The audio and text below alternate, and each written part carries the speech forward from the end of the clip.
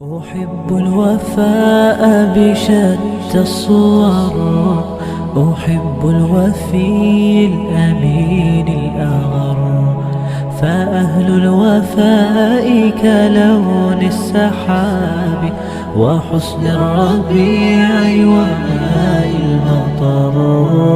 أحب الوفاء بشتى الصور، أحب الوفي الأمين الأغر، فأهل الوفاء كلون السحاب وحسن الربيع وماء المطر. مقامهم فوق رأس الجبال وفوق الروى. نحمده ونستعينه ونستغفره ونؤمن به ونتوكل عليه ونعوذ بالله من شرور أنفسنا ومن سيئات أعمالنا. من يهده الله فلا مضل له ومن يضلل فلا هادي له، ونشهد أن لا إله إلا الله ونشهد أن محمدا عبده ورسوله.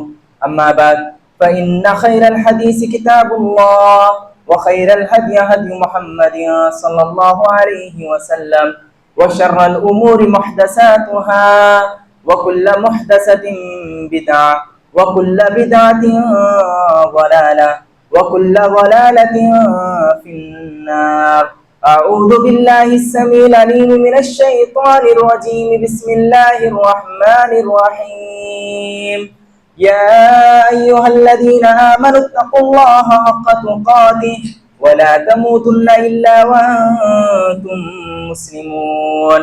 يا أيها الناس اتقوا ربكم الذي خلقكم من نفس واحدة وخلق منها زوجها وبث منهما رجالا كثيرا ونساء، واتقوا الله الذي تساءلون به والأرحام إن الله كان عليكم رقيبا.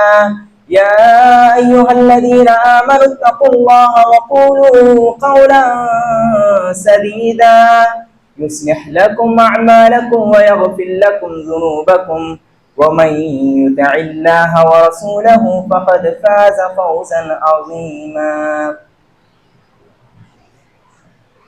تمام تعریفیں اس اللہ رب العزت کے لیے ہیں جس نے ہم سب کو مسلمان بنا کر پیدا کیا. درود و سلام ہو ہمارے آخری نبی جناب محمد الرسول اللہ صلی اللہ علیہ وسلم پر. آج اس جمعے کی مناسبت سے جس عنوان پر میں لب کشائی کرنے جا رہا ہوں وہ ہے اولاد کی تربیت.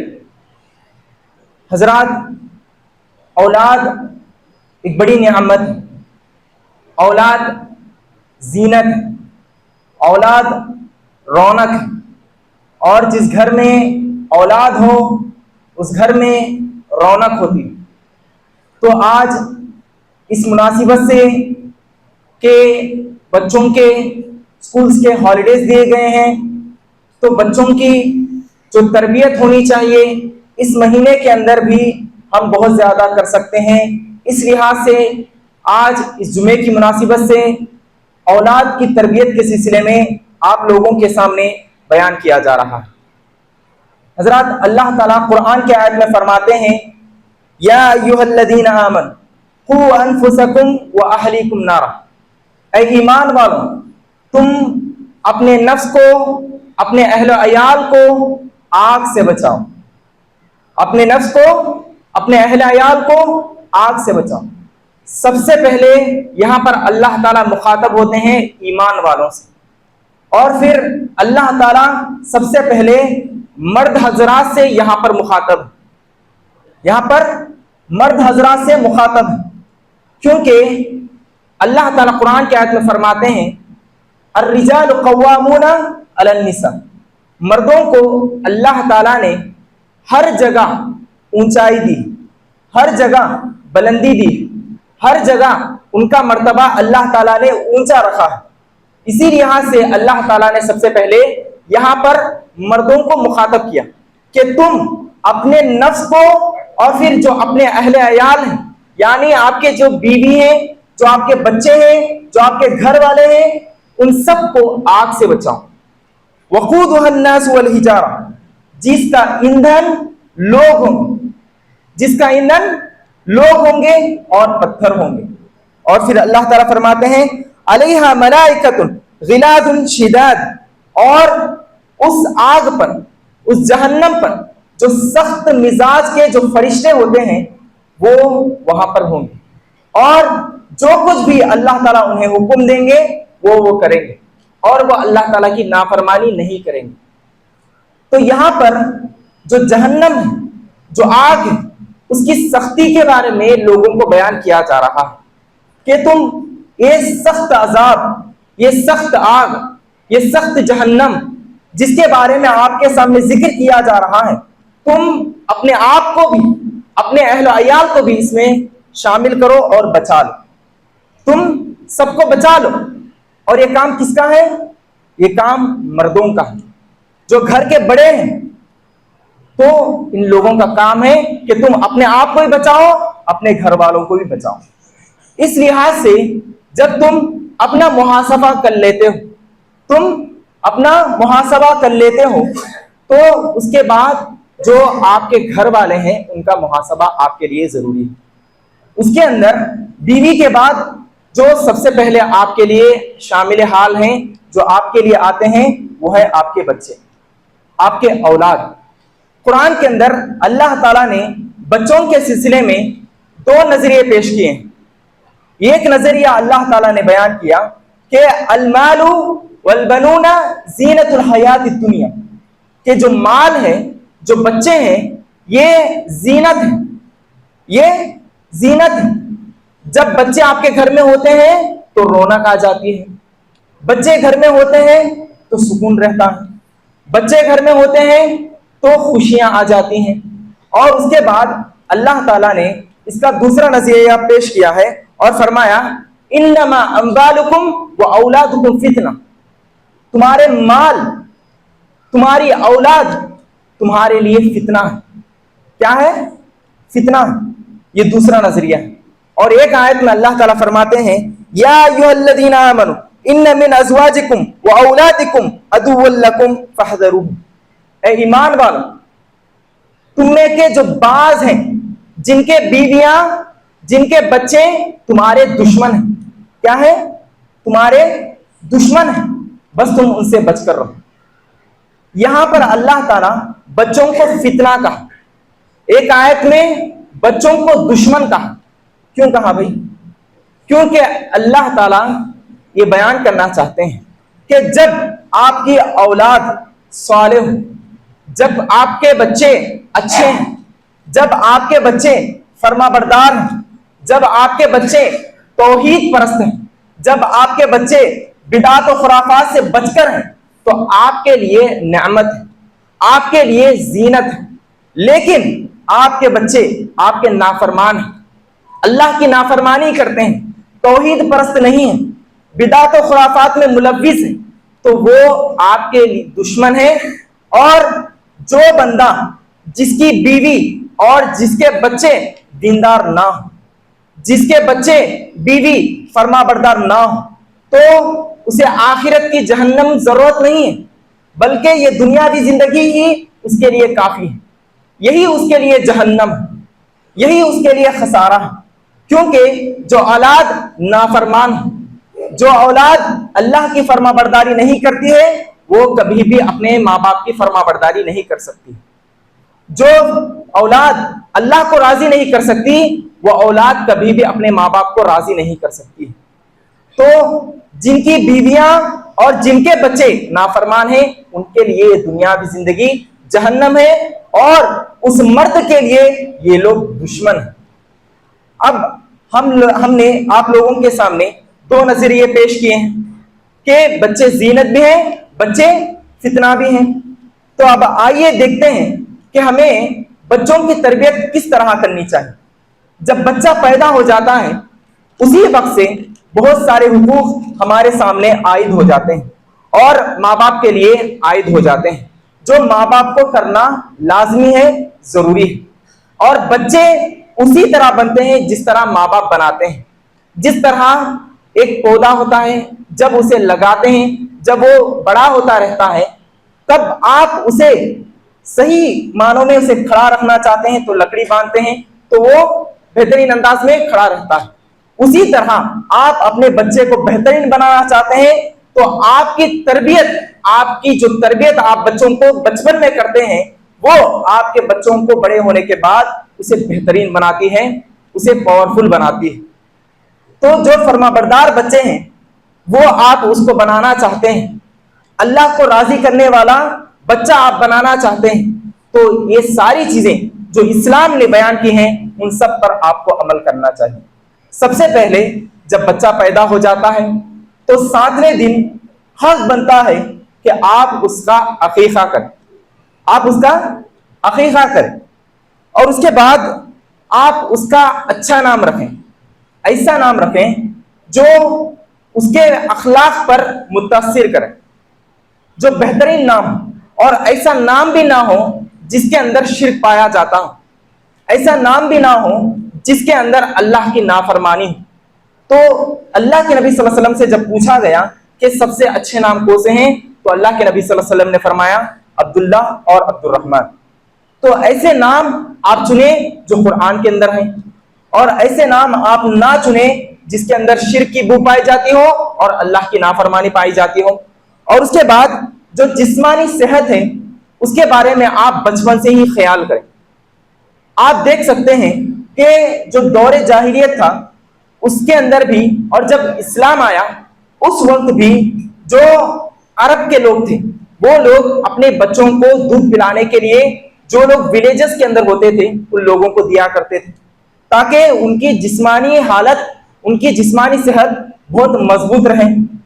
اور آج کے حالت کے حساب سے ہم میں سے ہر ایک کو چاہیے کہ بچوں کو جسمانی حالت کے لیے آپ قرآن زیادہ سے زیادہ ان کے سامنے پڑھیں، دعائیں ان کے سامنے زیادہ سے زیادہ پڑھیں اور ان پر دم کریں۔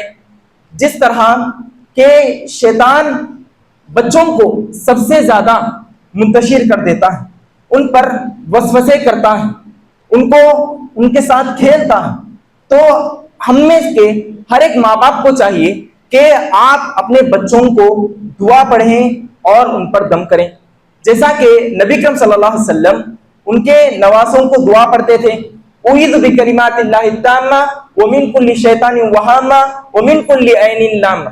تو دعا پڑھتے تھے نبی صلی اللہ علیہ وسلم اور پھر ان پر دم کرتے تھے، جس سے جو شیطان کے جو وسوسے ہوتے ہیں، جو شیطان کے جو کھیل ہوتے ہیں ان سے بچے بچ کر رہتے ہیں، اور جو نظر بد ہوتی ہے اس سے بچے بچ کر رہتے ہیں۔ لیکن آج دیکھا جاتا ہے کہ بچوں کے گلوں میں نظر کے لیے دھاگے باندھ دیتے ہیں، پیروں میں دھاگے باندھ دیتے ہیں، تو یہ اسلام کے اندر ثابت نہیں، قرآن اور حدیث کے اندر یہ ثابت نہیں۔ جو عمل ثابت ہے وہ ہے یہ دعا اعوذ بکلمات اللہ التامہ ومن کل شیطان وہامہ ومن کل عین لامہ۔ یہ دعا پڑھتے ہیں اور جب بچوں پر دم کرتے ہیں تو ان پر اثر انداز ہوتی ہے۔ تو ہم میں کہ ہر ایک ماں باپ کو چاہیے کہ وہ اپنے بچوں پر یہ دعا پڑھیں اور ان پر دم کریں۔ اور اس کے بعد جو ماں باپ ہوتے ہیں ان کا کیریکٹر بہت بڑا ہوتا ہے بچوں کی تربیت کے لیے۔ باپ بچوں کے عادات کو بدل سکتا ہے اور ماں بچوں کے اخلاق کو سنوار سکتی ہے۔ ماں کے ساتھ بچہ بہت ہی زیادہ رہتا ہے کیونکہ باپ کاروبار میں لگ جاتا ہے، جب رات ہوتی ہے تو وہ رہتا ہے، یا جس دن ہالیڈے رہتا ہے تو اس دن وہ گھر میں رہتا ہے، جس کی وجہ سے باپ کا اثر بچوں پر زیادہ نہیں پڑتا، لیکن جو ماں کا اثر ہے وہ بچوں پر بہت زیادہ پڑتا ہے۔ اور جو ماں اچھے اخلاق والی ہو، دیندار والی ہو، تو بچوں پر بھی اسی طرح کا اثر ہوتا ہے۔ جس طرح کے ابراہیم علیہ السلام کا جو قصہ قرآن کے اندر بیان کیا گیا ہے کہ اللہ تعالیٰ نے ابراہیم علیہ السلام کو حکم دیا، جب ان کو بڑھاپے میں بچہ ہوا تو اللہ تعالیٰ نے ان کو حکم دیا، جو کہ دودھ پیتا بچہ تھا، ان کو حکم دیا کہ ان کی جو بیوی ہے اور جو ان کا بچہ ہے انہیں لے جا کر جو کعبہ آج ہے وہاں پر چھوڑ دیں، وہاں پر چھوڑ دیں۔ اور اس وقت جب ابراہیم السلام چھوڑے اس وقت وہاں پر نہ کوئی درخت تھا، نہ کوئی پیڑ تھا، نہ کوئی کھانے کے لیے کھانا تھا، پینے کے لیے پانی تھا، وہاں پر کچھ بھی نہیں تھا، دور دور تک بھی وہاں پر یہ خطرہ بھی میسر نہیں تھا۔ تو اللہ کا جب حکم ہوا ابراہیم علیہ السلام کو تو انہوں نے وہ کام کیا۔ تو جب ابراہیم علیہ السلام ان لوگوں کو وہاں چھوڑ کر وہاں سے چلے گئے تھے تو جو ماں ہاجرہ علیہ السلام اپنے بچے کی جو تربیت انہوں نے کی ہے تو وہ ایسی تربیت ہے کہ جب بچہ بڑا ہوا، جب وہ لوگ ابراہیم علیہ السلام کے پاس واپس آ گئے، بچہ چلنے والا بن گیا، تو اس وقت اللہ تعالیٰ نے حکم دیا۔ کیا حکم دیا؟ کہ آپ کے بچے کو ذبح کر دیں، کہ آپ کے بچے کو ذبح کر دیں۔ یہ خواب کے اندر ان کو دکھایا گیا، اور جو نبیوں کا خواب ہوتا ہے وہ وہی ہوتی ہے، جو نبیوں کا خواب ہوتا ہے وہ وہی ہوتی ہے۔ تو اس لحاظ سے جب ابراہیم علیہ السلام اپنے بچے سے آ کر کہتے ہیں کہ میں نے آپ کو خواب میں دیکھا کہ میں آپ کو ذبح کر رہا ہوں، میں آپ کو ذبح کر رہا ہوں۔ جب وہ بوڑھے تھے ابراہیم علیہ السلام تو اس وقت اللہ تعالیٰ نے انہیں اولاد دی، اور پھر جب وہ بچے پیدا ہو گئے تو ان کو دور کر دیا، اور جب وہ بڑے ہو گئے واپس آ گئے تو اس وقت اللہ تعالیٰ انہیں حکم دے رہے ہیں کہ آپ انہیں ذبح کر دیجیے۔ تو جو بچہ ہے وہ کہتا ہے یا ابت افعل ما تؤمر، اے میرے ابا جان آپ کو جو حکم دیا گیا ہے آپ وہ کر گزریے، آپ وہ کر گزریے۔ ستجدنی انشاءاللہ من الصابرین، ان قریب آپ مجھے صبر کرنے والوں میں سے پائیں گے۔ تو بچہ جو چھوٹا ہے وہ بچہ یہ بات کہہ رہا ہے کہ اللہ کا حکم جب آ گیا، جب باپ اپنے بچے سے کہہ رہا ہے کہ میں آپ کو خواب میں دیکھ رہا ہوں کہ میں ذبح کر رہا ہوں، تو بچے نے کیا کہا؟ نہیں ڈرا، بلکہ کہہ رہا ہے یقیناً آپ مجھے صبر کرنے والوں میں سے پائیں گے، آپ مجھے ذبح کر دیجیے، جو اللہ تعالیٰ نے آپ کو حکم دیا ہے آپ وہ کر گزریے۔ تو یہ ایک ماں کی تربیت ہے، ایک ماں کی تربیت ہے۔ اگر آج کے بچے کو لے لیں گے، اگر اس طرح کی بات کریں گے تو بھاگ جائے گا، تو وہ بھاگ جائے گا۔ تو بچے کی جو تربیت ہے سب سے پہلے ماں کا اثر اس پر بہت زیادہ ہوتا ہے۔ یہ اخلاق ہیں جو حاجرہ علیہ السلام نے اپنے بچے کو دی، یہ اخلاق ہیں جو ماں اپنے بچے کو دے سکتی ہے۔ تو جو ماں ہے اپنے بچے کے اخلاق کو، اپنے حسن کردار کو اور اپنے آداب کو اپنے بچے میں ڈھال سکتی ہے، اپنی بچی میں ڈھال سکتی ہے۔ اور جو ماں اخلاق والی نہ ہو، ادب والی نہ ہو، دیندار نہ ہو، تو بچوں سے یہ امید نہ لگائیں کہ بچہ اخلاق والا بن سکتا ہے، بچہ دیندار بن سکتا ہے۔ تو یہ امید نہ لگائیں جب عورت دیندار نہ ہو۔ تو اب باپ ہے تو باپ کیا کر سکتا ہے؟ باپ عادات بچوں کو دلا سکتا ہے۔ سب سے پہلی عادت جو باپ دلا سکتا ہے وہ ہے نماز۔ اللہ کے نبی صلی اللہ علیہ وسلم نے حکم دیا ہے کہ جب بچہ 7 سال کو ہو جائے تو آپ اسے نماز کا حکم دیجیے، آپ اسے نماز کا حکم دیجیے، آپ اسے مسجد لے کر آئیے، آپ نماز اسے پڑھ کر دکھائیے کہ کس طرح نماز پڑھنی چاہیے۔ اور جب وہ 10 سال کا ہو جائے تو اس کے لیے ضروری ہے کہ وہ خود نماز کے لیے جائے، وہ خود نماز کے لیے جائے۔ اور وہ جب نماز کے لیے نہیں جاتا ہے تو اللہ کے نبی صلی اللہ علیہ وسلم نے حکم دیا ہے کہ آپ اسے مارو، آپ اسے مارو اگر وہ نماز نہیں پڑھتا ہے۔ تو یہ حکم دیا گیا ہے، لیکن شریعت کے خلاف بھی اسے نہیں ماننا چاہیے، کیونکہ دین ہمیں اچھائی سکھاتا ہے، مارنا اسلام ہمیں نہیں سکھاتا ہے، بلکہ بچے کو اندر جو ادب ہے جو اس کے اندر سے ختم ہوتا جاتا ہے، جو دوست ہوتے ہیں ان کی وجہ سے، تو آپ بچے کے اندر ادب لانے کے لیے اسے چند مار سکتے ہیں۔ اور اس کے بعد جو چیز بہت ضروری ہے وہ ہے تعلیم۔ بچوں کے لیے تعلیم کے لیے آج ماں باپ بہت محنت کرتے ہیں، بچے کو ڈاکٹر بنانا ہے، بچے کو انجینئر بنانا ہے، بچے کو فلاں بنانا ہے۔ اس لحاظ سے بچے کے لیے پڑھائی، اسکول کے اندر، کالجوں کے اندر جو رقم وہ کماتے ہیں، اپنی ساری جائیداد کو بیچ کر بھی بچے کو پڑھانے کی کوشش کرتے ہیں، لیکن اسے دیندار نہیں بناتے، اسے دیندار نہیں بناتے ہیں، لیکن اللہ کے نبی صلی اللہ علیہ وسلم فرماتے ہیں طلب العلم فریضۃ علی کل مسلم، ہر مسلمان مرد اور عورت پر، دونوں پر بھی دین کا علم حاصل کرنا فرض ہے، دین کا علم حاصل کرنا فرض ہے۔ تو جب بچے کو دین کا علم نہیں دیتے ہیں تو بچہ صرف دنیا والا ہو جاتا ہے، تو آپ دنیا میں کامیابی کو حاصل کر لیتے ہیں کس لحاظ سے کہ بچہ انجینئر بن گیا، بچہ ڈاکٹر بن گیا، بچہ پولیس آفیسر بن گیا، تو آپ دنیا میں کامیاب ہو گئے، لیکن آپ کی اخروی زندگی برباد ہو جائے گی۔ جب بچہ دیندار نہیں بنتا ہے تو ہر ایک ماں باپ کو اپنے بچے کو دیندار بنانا ہے، اپنے بچے کو صالح بنانا ہے، اپنے بچے کو فرما بردار بنانا ہے، اور بچہ اسی وقت فرما بردار بنتا ہے جب اس کے ماں باپ اس کی تربیت قرآن سے کرتے ہیں، بچے کی تربیت قرآن اور حدیث سے کرتے ہیں، تو اسی وقت بچہ بہت ہی تعلیم یافتہ بنتا ہے، دیندار بنتا ہے، فرما بردار بنتا ہے، جس کی وجہ سے اس کا گھر بھی سکون والا ہو جاتا ہے۔ اور اللہ کے نبی صلی اللہ علیہ وسلم فرماتے ہیں ایک حدیث کے اندر کہ باپ کو بیوی کے ساتھ، بچوں کے ساتھ نرمی کرنی چاہیے۔ گھر کے اندر جو بھی آپ باہر ٹینشن لے کر آتے ہیں، اس ٹینشن کو باہر، گھر کے باہر چھوڑ کر گھر میں آنا چاہیے، اور آپ کا جو غصہ ہوتا ہے اسے باہر چھوڑ کر آنا چاہیے۔ کیوں؟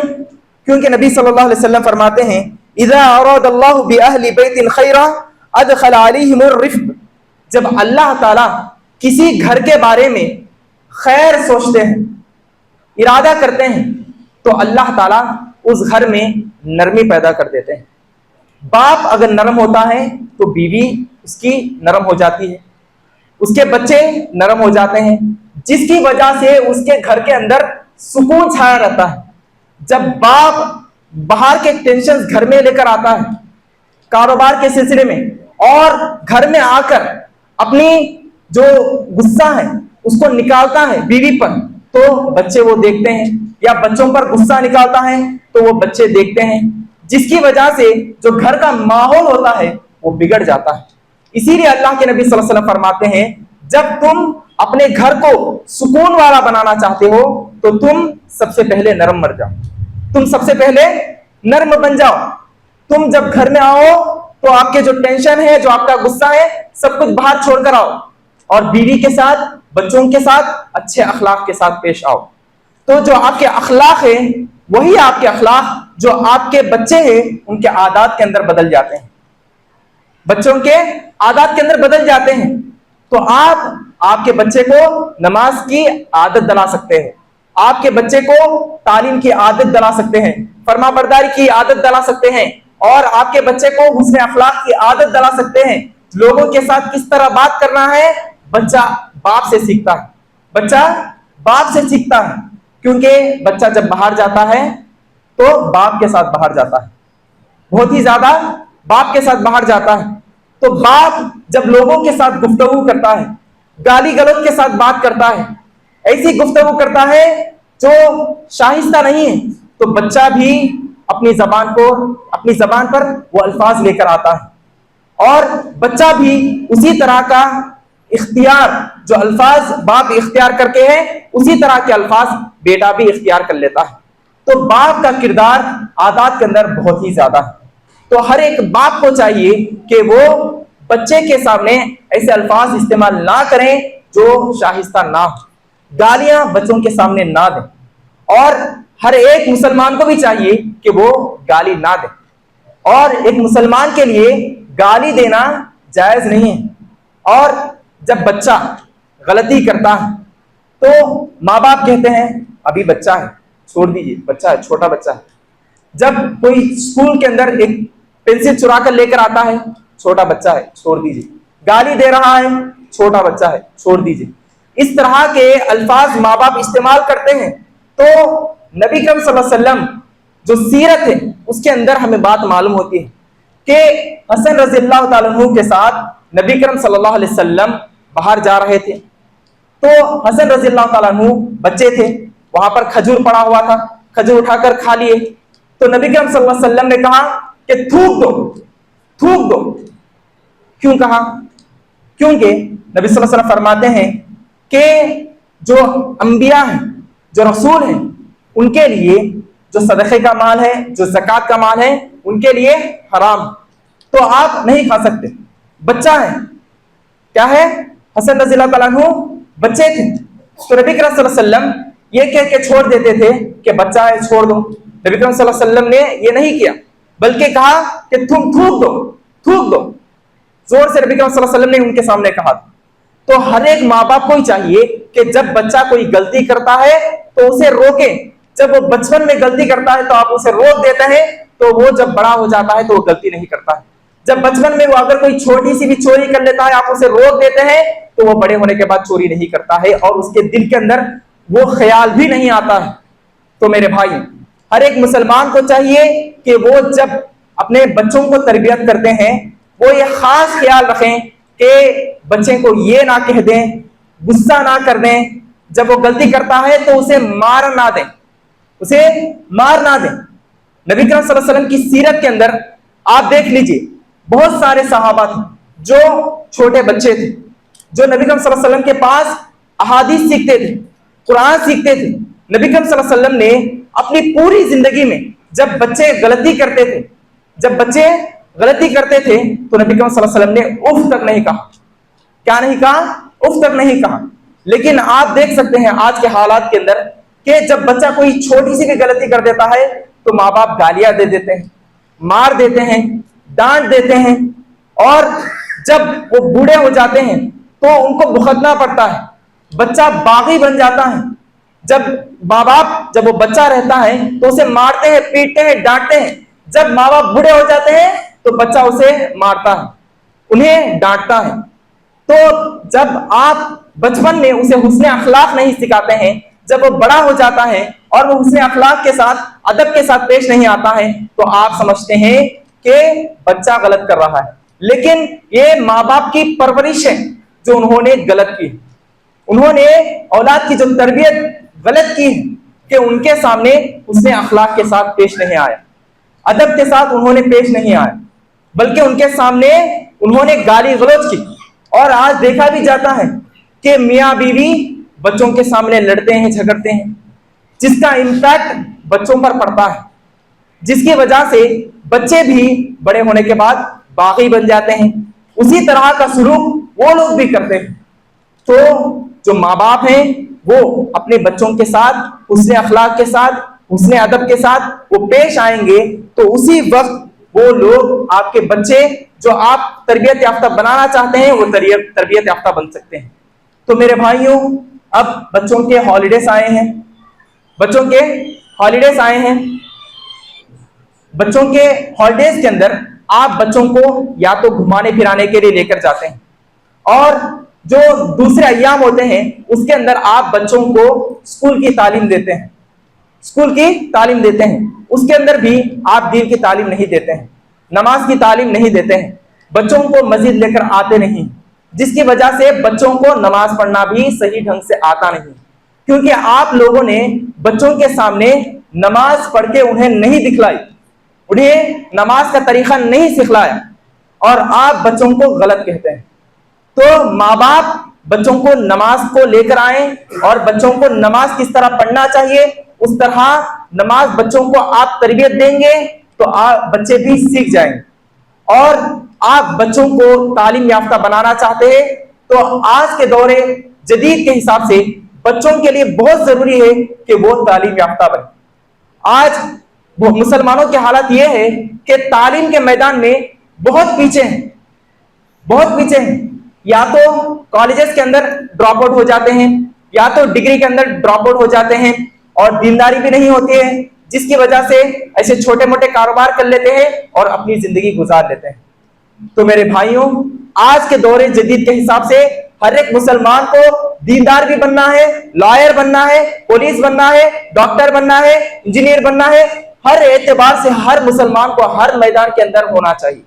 اگر آج بھی مسلمان ہوش کے ناخن نہیں لیتا ہے اور تعلیم یافتہ نہیں بنتا ہے تو بعید نہیں ہے کہ ہر مسلمان کو در در کی ٹھوکریں کھانا پڑے گا۔ جس طرح مسلمانوں کی حالت جو فلسطین میں ہوئی تھی، اسی طرح کی حالت ہندوستان کے اندر بھی ہم لوگوں کے ساتھ ہوگی۔ تو ہم میں سے ہر ایک کو چاہیے اور ہم میں کا ہر مسلمان یہ عزم کریں کہ ہم میں کا ہر مسلمان تعلیم یافتہ بنیں گے، ہم میں کا ہر مسلمان دیندار بنیں گے۔